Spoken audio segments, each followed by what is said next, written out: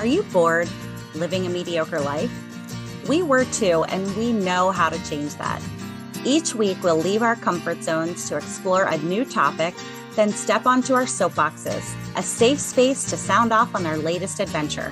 Come explore with us. All opinions are welcome. This is a mindset. This is a lifestyle. This is SirenSoapbox. Hello and welcome, fellow explorers. Thank you for diving in with us today. Our mission is to inspire each other out of our comfort zones to explore. Find out how you can explore with us on SirenSoapbox.com. We have a link for a free month of Audible, information on upcoming challenges, and how you can get your hands on our coloring book, a great way to relax and explore art. Join us now, guaranteed to spark some exploration. We need you to send us a challenge, and that is exactly how today's episode was inspired. John Connolly wrote, "Dance" in the challenge description box. Dancing, as many of us want to argue otherwise, is as natural as breathing. Whether or not you're any good at it is another thing altogether. As a species, we've been dancing for as long as time has been going on. So according to dancefacts.net, the oldest proof of the existence of dancing comes from the 9,000-year-old cave painting that were found in India, which depicts various scenes of hunting, childbirth, religious rituals, burials, and most importantly, communal drinking and dancing. Since dancing itself cannot leave clearly identifiable archaeological artifacts that can be found today, scientists look for secondary clues: written word, stone carvings, paintings, and similar artifacts. The period when dancing became widespread can be traced to the 3rd millennia BC, when Egyptians started using dance as integral parts of their religious ceremony. Dance is important to us because it's ceremonial, it's spiritual, it's expressive, it's energizing, and it can be healing. Since most of us were in St. Croix together, we all dove into the exciting world of fire dancing, and we brought all the boys with us. But we're talking about all kinds of dance today. If at any time the conversation gets too intense, the safe word is Mango. First up on her soapbox is Myrrh. As Elsie mentioned, I did take a dance class with a few of the Sirens, but that's not what I'm going to talk about today. Instead, I'm excited to share my experience with burlesque dancing. Burlesque was introduced in the United States in the 1860s, as its popularity was said to be dwindling in Europe. And burlesque is described as an exotic dance style that draws on theatrical and often comedic elements. And that's one thing I learned hanging out with this burlesque troupe was you got to be able to laugh at yourself, and comedy is important. The thing I love about burlesque is that the dancers seem to not take themselves too seriously, and they have so much fun. It's empowering. So I signed up for a burlesque workshop at a time in my life when I needed a little boost in my confidence. They called us the training bras. Who knew that taking that step outside of my comfort zone would be practice for this podcast? So I, along with 11 other women, learned all about costuming and makeup, and we learned a dance routine to a song that now escapes me. But we each made our own costume. For mine, I stitched some sparkly fringe on a pair of boy short undies and bought some purple velvet gloves that were elbow length and stitched or made my own purple nipple pasties. I also wore a black t-shirt, and we had to find a bra that we could kind of pry open the hooks on, so that would be much easier to release one-handed while in the middle of a spin. And that took a lot of practice, but was a lot of fun. As part of the workshop, we had the opportunity to perform our routine together on stage at one of the burlesque shows, or one of their burlesque troupe's shows. The venue is a small concert venue, Bogart's, for those familiar with the Cincinnati music scene. We had to meet in the basement of the venue when a particular song came on, and we all lined up nervously, waiting for our time to enter the stage. The excitement, the adrenaline, it was all so surreal. And the women in the actual troupe were so encouraging and uplifting, and that made it much easier to walk on that stage. We performed our dance, mostly flawlessly, ending with a fling of our tops and the bras off stage. The audience roared with applause, and I felt alive. It was such an amazing experience. I love dancing, but burlesque was completely foreign to me and definitely outside of my comfort zone. I do think about signing up for another workshop from time to time because it was so much fun, but I'm not really sure if I ever will. Time will tell. Sarah, what type of dance are you going to talk about? Well, I sure was lucky enough to have the opportunity to learn how to dance with fire while visiting Siren TC in St. Croix. Now, while I do love dancing, I usually don't do the kind of dancing that requires any kind of skill. I love getting on the dance floor, more likely after a yummy beverage or two, and just dancing to whatever music is playing. When the classic wedding reception electric slide comes on, I can usually be found on the dance floor, trying my best to remember the moves. I'm the one out there watching someone else's feet almost to the end of the damn song, which is about the time I remember how to do it. Coordination isn't really my strong suit. So the idea of moving my body without setting it on fire really had me out of my comfort zone. Luckily, we clearly found the best folks to introduce us to the art of dancing with fire. Kiki does an amazing job introducing fire dancing in her seminars. We started learning out the moves and getting comfortable with them long before introducing fire. I had almost forgotten that fire was going to be involved because you were having so much fun learning how to dance with the poi, which are basically balls on chains, and the staff, which is a long bar with fuel balls on the end. Then it came time to introduce fire, and I was immediately uncomfortable. I used to be a firefighter, and I have what I consider to be a fairly healthy fear of fire.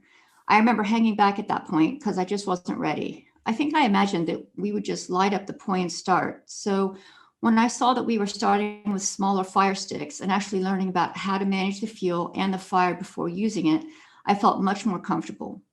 As crazy as it may sound, when we were given the time to play with and get to know the fire a little, it was easier to imagine dancing with it. It took a hot second, to feel comfortable touching the fire, but I quickly realized that I could touch it for a moment and not even feel it. The next step, light them up. We lit our poi first and started dancing. Well, kind of.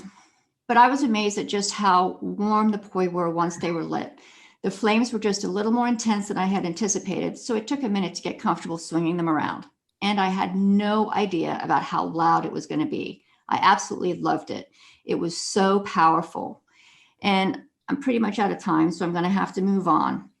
Liz, why don't you tell us about your dance? I don't think it was fire, but what did you do? Thank you. Well, I've always loved dancing. So when this challenge came up, I had no hesitation saying yes. My mom was always the first on the dance floor, and I'm definitely following in her footsteps. But like most of us, I became the self-conscious teen. But of course, truly enjoyed the dance floor when I went out clubbing later in my late teens and early 20s, obviously aided by a glass of wine or two. During the first lockdown, I started dancing each afternoon with my two girls, and we regularly make this part of our afternoons now. And I've been connecting to my feminine side over the last 6 months or so. And dance is always something that's suggested to kind of embrace that side. Dance allows us to connect to our body in ways we can surprise ourselves. And it is a fantastic way of releasing emotions. So again, the suggestion of dance was a chance to do something new and to explore this side of it. So back to the challenge. Thai dancing and connecting to the traditions of where we live here in Thailand has been popping up frequently. There's been a couple of girls dancing at our local monthly eco market. I've been fascinated by the costumes and the strange things that they have on their fingers. So I thought, well, it's going to be really easy to sort a lesson. How wrong I was. The girls were not there a few weeks later when I thought I could chat to them. So it took her a long time to find a teacher. Finally found a teacher. She was then worried how she was going to teach me because she didn't have much English. And all of her students, basically kids learn about Thai traditional dance as part of their history and tradition within school. So they have a real knowledge about the different hand positions, the different styles. So they come kind of ready and understanding, where here I am, like knowing nothing basically. But she did a brilliant job. She sent me a few videos. I looked at them first, so I had a little bit of understanding what to start with. So traditional Thai dancing is a combination of graceful body movements in addition to elaborate costumes and music. There's actually 6 forms of Thai dance, and it has a history of about 400 years old, evolving from the ritual and dance of the Hindu temple. So anyway, was it outside my comfort zone? Not really, but it was really challenging. Like I had to move my wrists in different directions, and one fingers on one hand were bent and the other side they were straight. And then there was what to do with my feet and posture and smiling and so many things happening at the same time. So my forearms were hurting within like 20 minutes. And this was a 2-hour lesson. But anyway, as it went on, I couldn't, it just felt really empowering, really graceful. And I really did feel like I, connected to my feminine, and I felt really light and joyous. And the teacher was so happy with how I progressed. So it was lovely to see her joy at sharing her tradition. So I'm definitely going to do this again. I love the teacher and her passion. And I think I need to connect with something more traditional since I've lived here for almost 9 years, and I'm dying to get my girls to do it as well. So absolutely watch this space. Over to LC. Thank you, Liz. And you talked about your teacher's joy in sharing the dance. And I did fire dancing in St. Croix too, with Kiki, and gosh, so much joy in sharing fire with other people. And it was such an awesome experience. We were there for around 3 hours and the time just flew by so quickly. According to Wikipedia, I'm going to quote that because Kiki gave us a lot of information. It was so good, but it was a lot to take in. I don't want to misquote her. But Wiki says the earliest recorded fire dance was 10 AD in Jerusalem by the Jews for a holiday that I'm not going to attempt to pronounce because I don't want to butcher it, but I suggest looking it up. And before that, the ancient Aztecs were performing fire dances to the fire god, and other places like Bali, French Polynesia, Cuba, and St. Lucia perform fire dancing. Styles that incorporate the poi are from New Zealand. And this definitely has me intrigued to learn more about the history and more about fire dance. I used to be on dance teams growing up, like ballet, tap, jazz. I was a cheerleader, and I always felt really awkward and outside my comfort zone. In the privacy of my own home, though, I love dancing and I cut a rug then, but in front of other people, I'm way outside my comfort zone, and learning something new and then adding fire to it definitely added to that challenge. I was very surprised at all the life lessons hidden within the dance, like don't say I can't yet, remember to breathe, which is also a tip from scuba diving. And if you can remain calm while dancing with fire, you can master other fires in life. The other surprise was the sound of the poi on fire and moving all around. I mean, that was just crazy. You can't be prepared for that. And then on a side note, 3 days later, Jack and I went to Mass at Holy Cross in St. Croix, which was the most beautiful stone church I've ever been to. And the first reading was about Moses and the burning bush on fire that doesn't get consumed. I mean, like, what are the odds? We just learned fire dance. I am a fire sign and totally fell in love with fire during this experience. I already ordered a new poi to practice with, and I'm looking for places to do fire dancing at home. TC, my fellow fire sign and fire-eating siren, tell me about your experience. I'll admit I was nervous about this, not so much because of the fire, at least at first, but because I'd be dancing sober in front of lots of people. I tried salsa dancing once as part of a bachelorette experience when a friend was getting married. The instructor gave up on me, literally, announced that he didn't know how to teach me. And since then, any kind of dance that has rules or requires certain types of movement make me a little bit nervous. First surprise, fire dancing doesn't really have a lot of rules. There are some things to know about gravity and how to stop things from swinging. There are some fire safety rules, but how you move is really up to you. Our instructor encouraged us to make the moves our own. We each got to practice our own signature moves and choose what felt right. Second surprise, when you are swinging fire around, it is really loud. The sound of it surprised me. It intimidated me for a few seconds, but then it felt really powerful. What I loved the most, I loved that we all did this together. I loved how caring and uniting the whole experience felt. I loved being vulnerable, learning something new, failing and failing again until I succeeded in front of everyone and feeling completely okay with it all. Let me set the scene. There were 9 of us, all of us unsure what to expect. We met at the fire dancer's home, a beautiful place set high on a mountain with sweeping views of the Caribbean Sea below.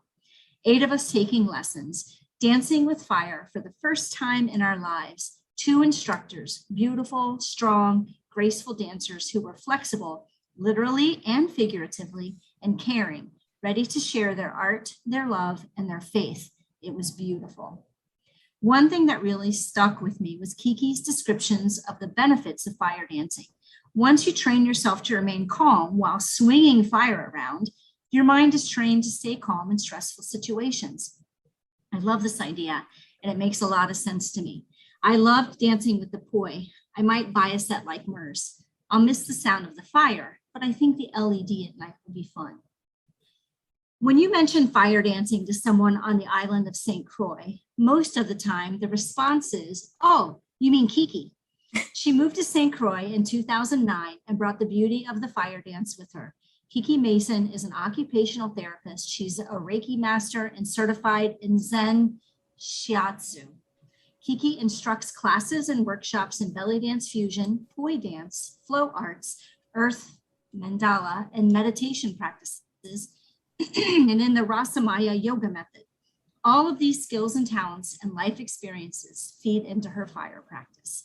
As a master fire artist, Kiki has over 10 years of fire and fire dancing experience. She has trained with several top instructors and has guided numerous humans in using fire as a tool for personal transformation. For over 5 years, she has co-led and hosted highly regarded fire and flow wellness retreats in the Virgin Islands. Kiki believes in the power of connection with nature, community building, and establishing the space to express your unique creative voice. Her beliefs shine through in everything she does. The Sirens all immediately felt a connection with Kiki, and our night of learning from her was absolutely amazing. Please welcome Kiki Mason, Master Fire Dancer, as our guest tonight. Welcome to the show, Welcome. Kiki. Welcome. Oh my gosh, thank you so much. Wow, It's that's so good to see you again. so good to see all of you. Ah, So I know I didn't get to talk about it, but I also observed how loud the fire was. It was just so amazing. Was. yeah, to hear all of you speak of the surprise, everyone says that, but just to hear it over and over again just now, I realized like the power of it and how empowering it is to hear it, and it just that rush across the body and the ears. It's really unexpected. Yes. Kiki, I've heard that you had some fear of fire at first that you had to overcome. And I'm curious, what gave you the resolve to overcome that and to embrace a life of fire dancing? Well, it was a state of curiosity and feeling into that question of like, what would compel me to overcome or meet this, huge amount of fear that I had. And reflecting back on it, I feel like because I had spent 2 weeks in this beautiful retreat container with a teacher who was not going to let me give up, and he had to figure out a new way how to teach because of me, because I was so bad at poi.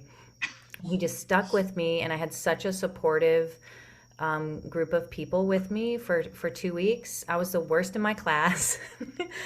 And everybody was just like cheering me on and like not letting me give up. And so I feel like, talking about how the poi and these movement patterns really can shift our nervous system. And I feel like having those 2 weeks in that container opened me up to the space of curiosity and the willingness to like step in to meet the fire. And so I'm so grateful that I had that before realizing I had this overwhelming sense of fire when we lit it up for the first time. Because I really think that was a key component, was having the teacher who wasn't going to let me quit, and having like the support of these other humans to hold that excitement even when I was like, this is terrifying, and they're like, it's fun. I'm like, okay. You were Okay. totally the Tracy of that class. I know. Oh man. I'm so glad your instructor didn't give up on you. I'm just having such a hard time picturing you being bad at the poi. I was thinking the same thing. I know. Yeah, People same. believe me when I say it, and it's like it's the truth. And I'm such a kinesthetic learner that, visually watching someone didn't work, and like hearing someone explain it didn't work. I had to actually know how to move my body through it. But then if you don't know how to move your body in these patterns, then it doesn't connect. So he stood across from me and physically took my poi and like moved my arms in the pattern, and that's how I learned it. And once I locked into it, then it's like I felt this like this burst of like connection in my brain. I'm like, I just got smarter. That's so true, though. Yeah. So I'm really grateful. His name is Jeremy Levine. I always like to give him props. And I over the 13 years since taking his course, I've sent quite a few people to him. He doesn't really teach anymore, have a school anymore, but I always like to give props to my teachers. So he was the first. Nice. It's like the power of a teacher, because TC probably felt pretty uncomfortable coming into this experience. And I know you were super patient with me and the way that you taught, and just having everybody embrace their own style. It really was so relaxing and encouraging. And then even with Siren Liz, you guys had a language barrier to overcome, and your teacher stuck with you. Yeah, absolutely. And for me, I'm a visual learner, definitely. And I kept saying, can you do it again? And sometimes she didn't even understand that bit. And she kind of had split it. It was built on 4 kind of levels. So we did section 1, and then we would add on section 2. But she was sometimes moving on, and I was just like, no, I just need to see, what's that hand doing? What's that? And even at the end, I realized my fingers, when I was doing one of the movements, were always open. And it was like, God, I didn't know that. And she just kept coming back and going, beautiful, beautiful, smile, beautiful, this on top. And I was just going, I am. And then I was more bothered about this hand that was doing like this and this, like having one hand extended and one wrist extended, one wrist flexed. And again, a roll, I see that with the pui, that you kind of do this roll action. I mean, a fire shows, I had never called it fire dance, here in Thailand is massive. And you see kids walking and backpackers with the pui. I'm sure I had some. You've inspired me to want to learn that for sure. And again, do it with the kids and learn more about it. I can't imagine the thought of that fire whizzing by my head. Like, your descriptions were wonderful, like the thought of the fire. But yeah, how empowering that must be. That whoosh, nothing can prepare you for that whoosh, that sound of the fire. Yeah. It's pretty powerful. And then taking that staff and letting go of it while it's behind your neck. Oh, Trusting that you're going to catch it on the other side. That one took me a minute. I only did that because you did it, Sarah. Once I saw that you did it, I was like, okay, I can do it. Sarah did it. I can do it too. It took a second, but I got there. Is there normally many accidents then learning? I mean, that mostly sounds like an obvious question, but is it done in such a way that you don't have many accidents because I don't know, as you're learning, is there someone ready with some water or something to prevent any injuries? We were doing it by a swimming pool. Mm-hmm. Okay. And Kiki did take a lot of time to explain how the fuel works and how the wicks work, and we really eased into it. We also learned how to put out the fire. We had like the fire cloths, whatever they're called, and we learned how to put the fire out. I ate a lot of fire that night, and my lips were a little bit chapped the next day. So. Intentionally, so fire eating was part of it, or was that? Yeah, it Sarah, was. Yes. Oh, did you eat fire, Sarah? No. Mm-mm. No. Yeah, I did too. One time I put the fire out too early, and then just the searing hot wick touched my tongue. It was just like drinking a too hot sip of coffee, though. It wasn't like major. Yeah, my favorite was transferring the fire on my tongue from one wick to the other. That was amazing. Yeah. That's a Do great you have practical. videos? Do you have video evidence of that? Yes, I'd love we to do. see that. Yeah. We Wow. do. It'll all be on the blog, Liz, and Right. also I'll try to find. I mean, there's a lot of video of Kiki around on Facebook if you. But I'll check that out. Yeah, and Kiki, I'll send to you what I'm going to put on up there and get your thumbs up. Cool. So The thing Kiki, about, do you have sorry. many accidents? Not many. No, I could probably count them on one hand. Oh, good. And whenever the fire burns me, it gets my attention. And so because I've spent so much time building a relationship with the fire, that it's like, why are you burning me? I thought we were like, We were cool. and so we I'm were like, cool. okay, what am I not paying attention to? Am I, what's happening in my mind? Am I staying present with the fire? And there's always a deeper meaning and lesson for me, because I just like, that's where I am with my relationship with the fire. It's just like, okay, what am I missing? Thank you. we don't have to do that again. Like the last 2 weeks at the Buccaneer, it's on the beach, lots of wind blowing and sand. So there's the added challenges when we're dancing with the fire. We're dancing with the wind and the loose sand. I've burned myself twice here on my shoulder in almost the same exact spot and the same exact way. And so after the second time last week, I was just like, okay, what's happening here? What's going on? It's the exact same thing. And so tonight, I came out with my double stabs, and I knew that I needed to be more grounded. I needed to just like ground in with the fire and just get myself a little more centered and calm before moving with it. And so from the first, when I first lit the fire pot where we light our wicks off of, I made that a ritual. I just like met the fire. I took the time to breathe with it. I gazed at it. And then I took that sort of calm presence into the dance, and I didn't burn myself. Yay. So it was just, I felt like the fire was asking me to just slow down a little bit and just be a little more present.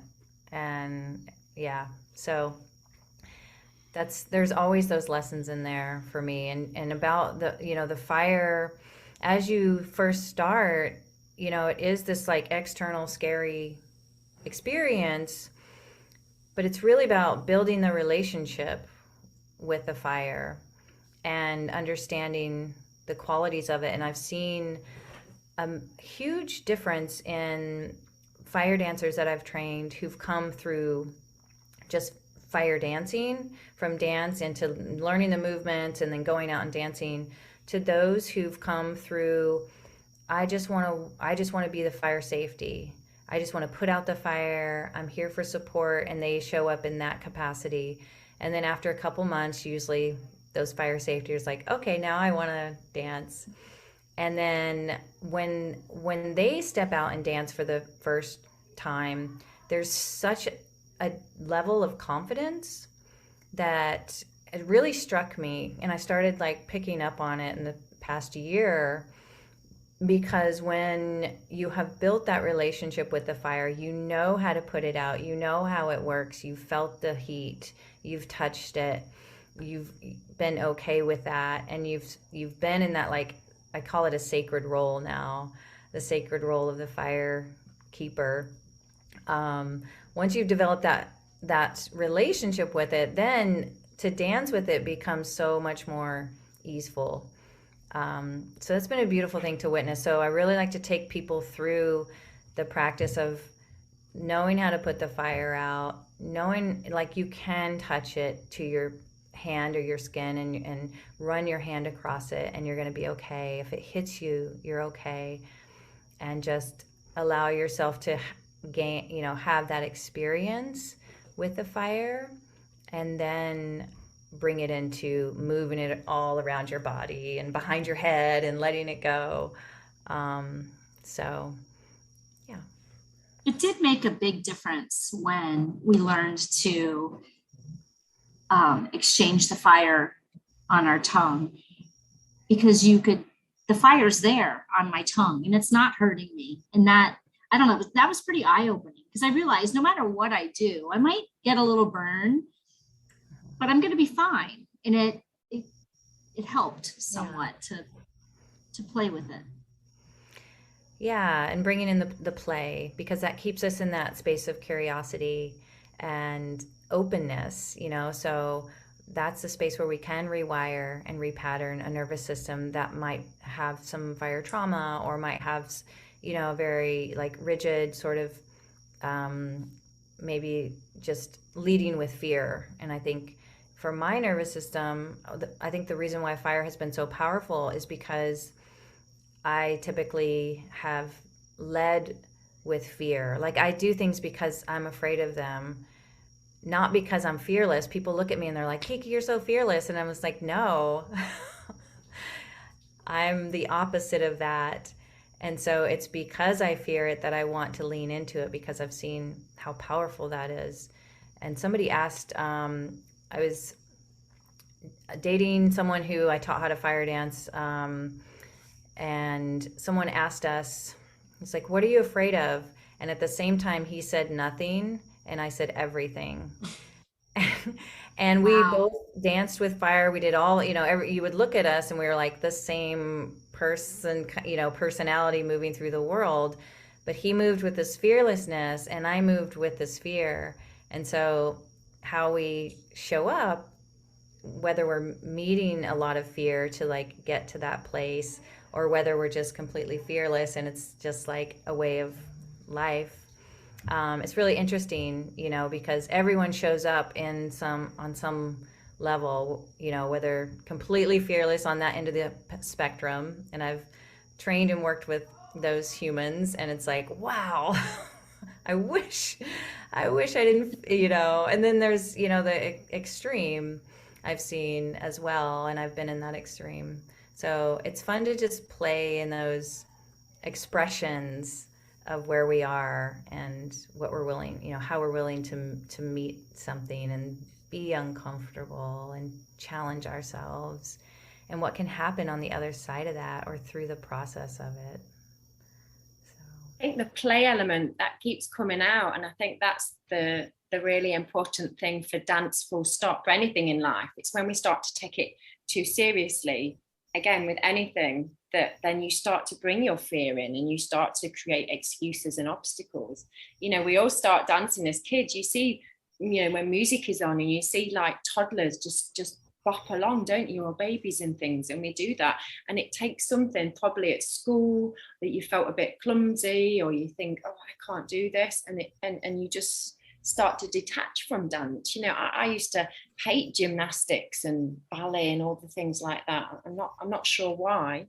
And this with the Thai dance, I was trying to do it in a certain way, and once I just kind of let go and went with the music and just bounced along with it and just copied, you look at me doing this, it was this just softness to it. Once I brought that play in and just smiled and thought, yeah, I'm not going to get it perfect, this is the first time I'm doing this, and then you enjoy it, and then it does come natural, because again, it's within us, like you say, it's our nervous system, it's part of keeping it, and the flow that's naturally within us all.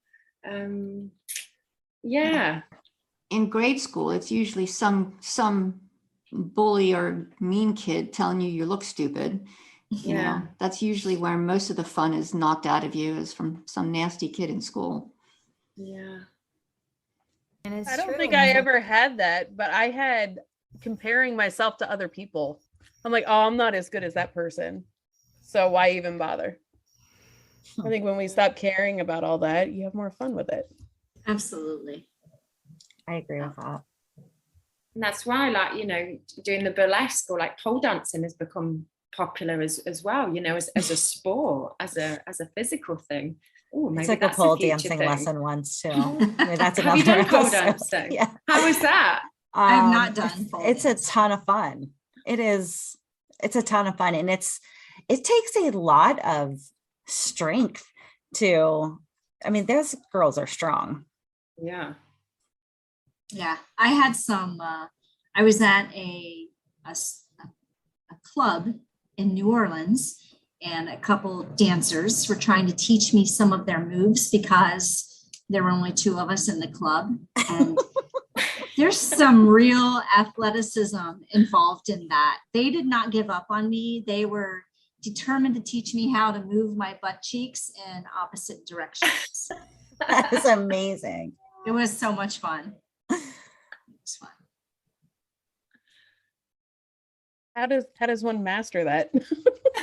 Lots of practice. Well, I did not master it.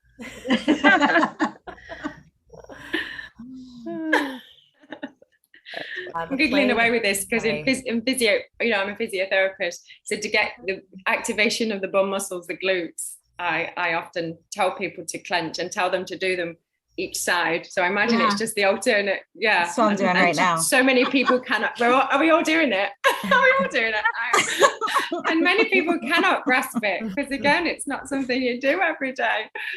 Oh, we used to do a drill in belly dance where we would do like 1, 2, 1, 1, 2, 1, and squeezing the butt cheeks, like laying down, or not laying down, but sitting with our legs wide, and then lifting the butt cheeks, squeezing them to a rhythm. Everybody's doing that right now. Yeah, we all. 1, 2, 3, 1, 2, 3, right. Yeah, it's challenging. Isolate all the muscles. Yeah, it's challenging just to learn something new. And I know salsa dancing, like you said, Tracy, is like had lots of rules, and this fire dancing really didn't have a whole lot of rules.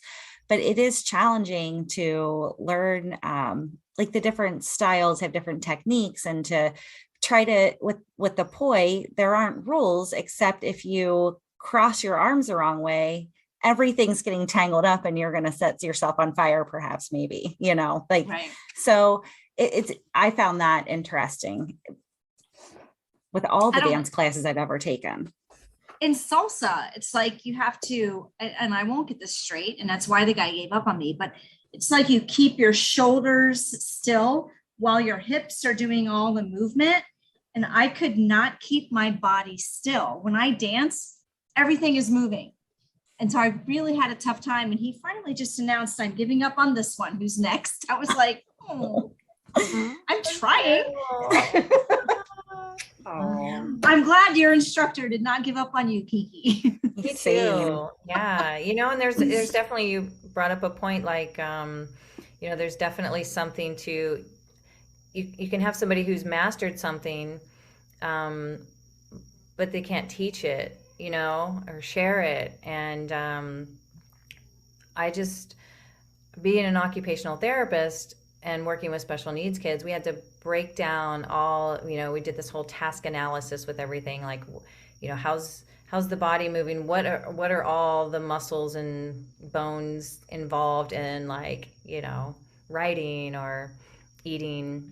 And so when you are able to break something down into its little components, then it's like, oh, now I know, like, what I'm actually doing. And then it's like, okay, what am I actually doing? And then once you understand all of that, then it's like, then you have a pathway to share it or teach it as well. I mean, you can know how to do something and be unconsciously competent. You know how to do it, but you don't necessarily know how you know how to do it. It takes a whole different level of understanding to teach it. Mm-hmm. You have to be consciously competent and then be able to share that with someone else. And that's a whole different level of understanding. I think we've come to the conclusion that your salsa teacher just didn't know how to teach. Yeah, for sure. He didn't know how to share his gift with the world. Yeah. All right. The next siren who comes to visit can teach me how to salsa, and it's a challenge. I guess that means we'll have to learn how to salsa ourselves. You have to hold stuff still while other stuff moves. It's all very... Yeah, I don't know how you do that either. I'm sure we'll just have to hold your shoulders down. I bet he tried that. He did try that. And as soon as he let go, they were all moving again. So I guess we're know. bringing really strong sports bras too. Weighted vest. Duct tape me to a board. Irish dancing's like that too, because they weren't allowed to dance.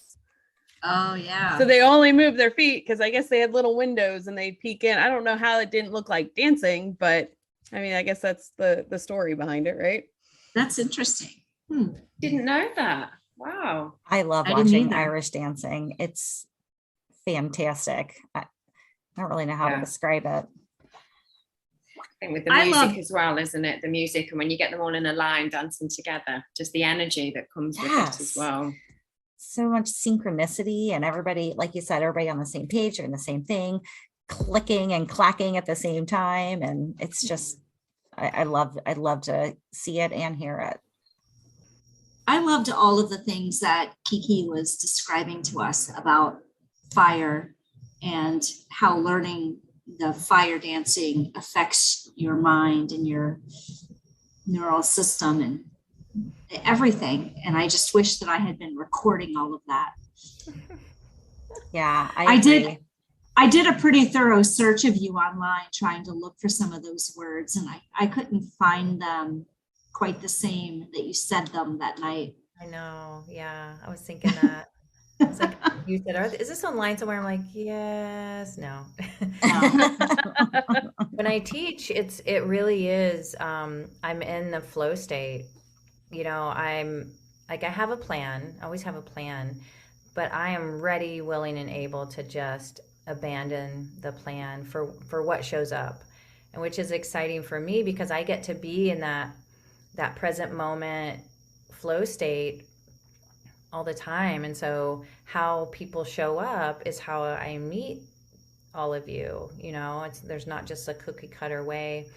And so it's been kind of a challenge for me to like make, you know, how I teach and share it like on videos, because I'm so in the moment present with, you know, individuals. And that's how, you know, that's how I teach.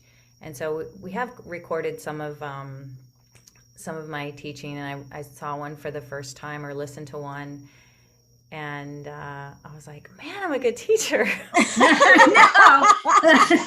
Like, I never heard myself because it's kind of like I'm in it, and then it's kind of not that it's gone, but I don't remember all that comes through because it's just being present for what is, and it just flows, which is what the fire has taught me. I used to be scared to talk in front of people. I mean, I had such major stage fright too.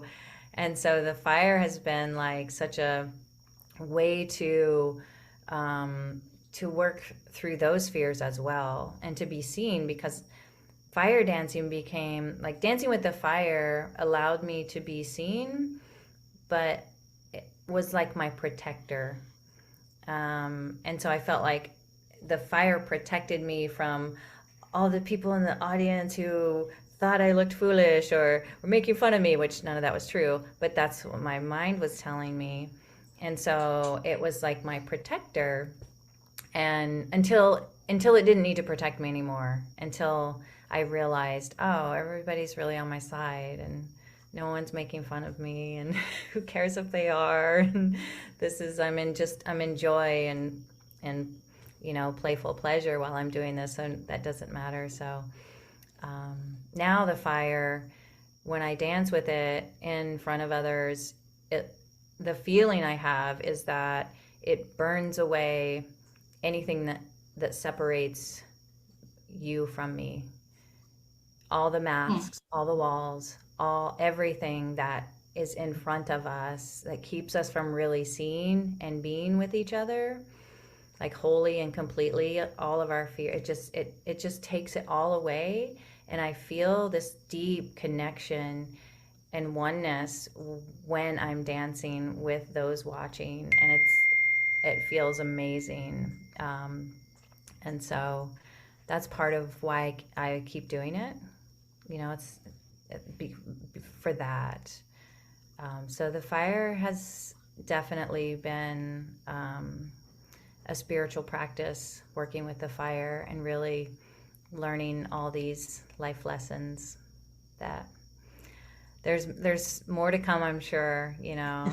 But working with something and journeying with something for 13 years and showing up, like I didn't have this plan that this is what would unfold for me. Like, oh, I'm going to be calm and you know, eventually this is how, you know, it just you know, you just keep showing up. You practice, you keep showing up, willing to like, what do you have for me today? What do you have for me? What is my lesson?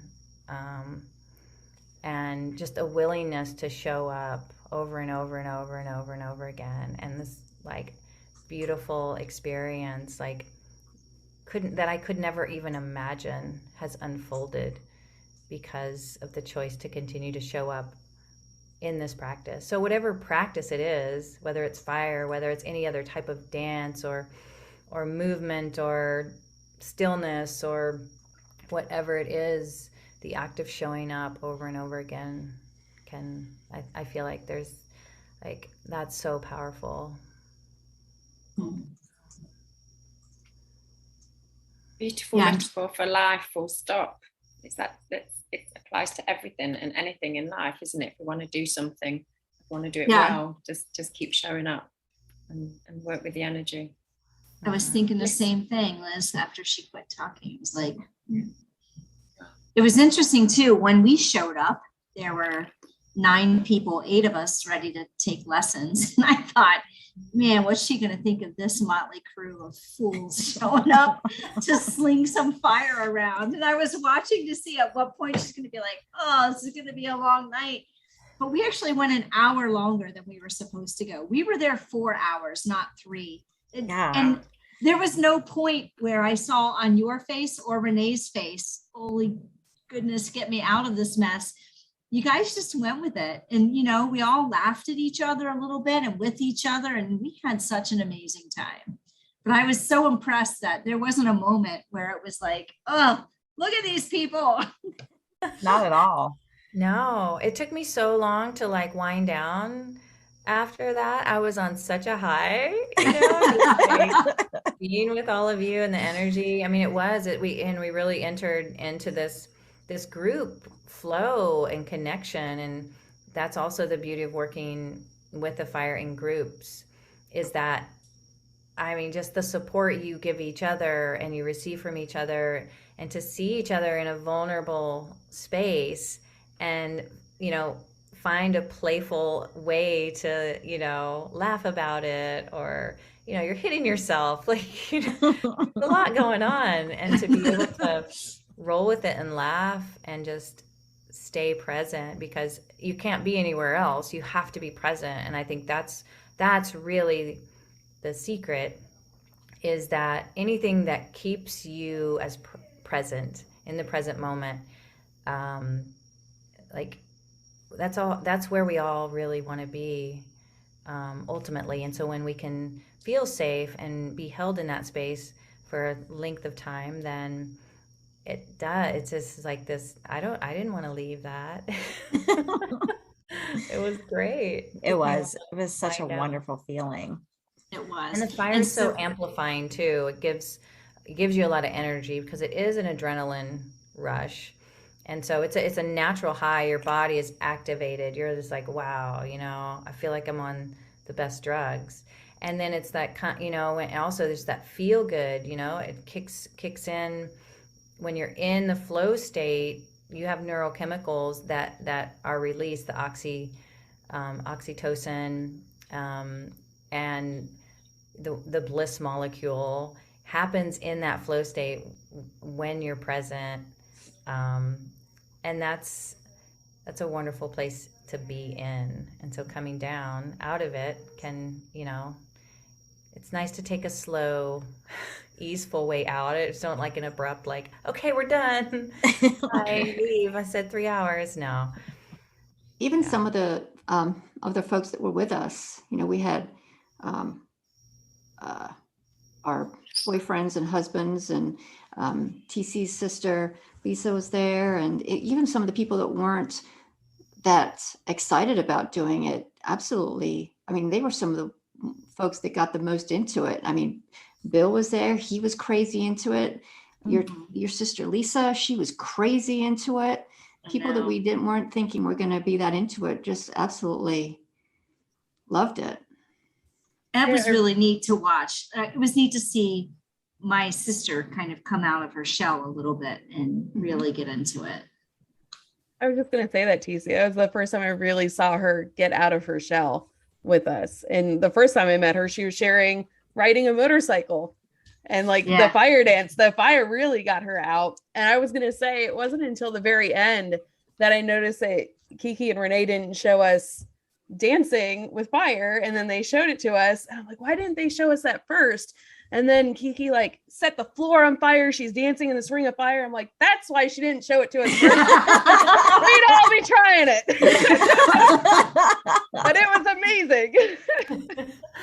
Yeah, everybody wants to know how to do that. Yeah.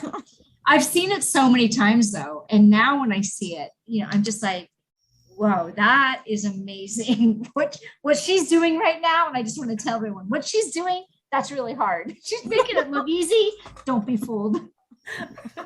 Oh, but the next night we were watching it and I was like, okay, can we go out there and do that? We've done this. Can we go out there and do this? I wanted to get out there so badly. Oh, yeah. Yeah, it's definitely inspiring when you've worked with it and you know how difficult it is, and then you see people do it. Yeah, I get the same feeling when I see my friends pull off a move they've been working on for a really long time, and it's like, yes, and I'm like, does anyone know? How hard I know. So it's cool. Yeah, thank you. It's pretty amazing. Well, we'll put a link on our website to the LED poi that a couple of the Sirens bought. So if anyone wants to practice with the poi, they'll have a nice, safe starting point. Can I confess here just for 1 second, those initial cloth poi that you showed us, for half a second, I looked at those and thought, we set those on fire. They're just going to go up in flames. I thought, how do we set those things on fire? It didn't last for long, that thought, but I did have that thought. Oh, it's funny. Well, on that note, our challenge for our listeners this week is to take a dance class. Make it a new style that you haven't tried before. And then, of course, tell us all about it by using the hashtag SirenSoapbox on all the social medias. Kiki, we had a ton of fun taking your class. Thank you so much for teaching us how to dance with fire. And thank you for joining us on this episode. It's my absolute pleasure to introduce you to fire dancing, and I hope you continue on your journey, and let me know if you do. Send me videos. We will. Sirens, I had so much fun learning about new dance styles with you. Thank you for sharing your experience, and thank you, fellow explorer, for listening to this episode. Check out SirenSoapbox.com/stay curious. That's where you'll find our blog, which contains pics of our dancing experiences. Today's episode was born from a challenge we received from a listener. If you have an idea for a challenge, you can submit it to us on our website. And if we say yes, you could be a guest on our show. Until next time, dive in, stay curious, and be happy. Yay. Thank you so much for listening to this episode of Siren Soapbox, and a special thank you to C Strings for providing our music. Snag their latest EP from iTunes today. Follow the Sirens on all the social medias, and don't forget to tell your friends about us. Like and subscribe wherever you listen to your podcasts. We'll catch you next time on another episode of Siren Soapbox.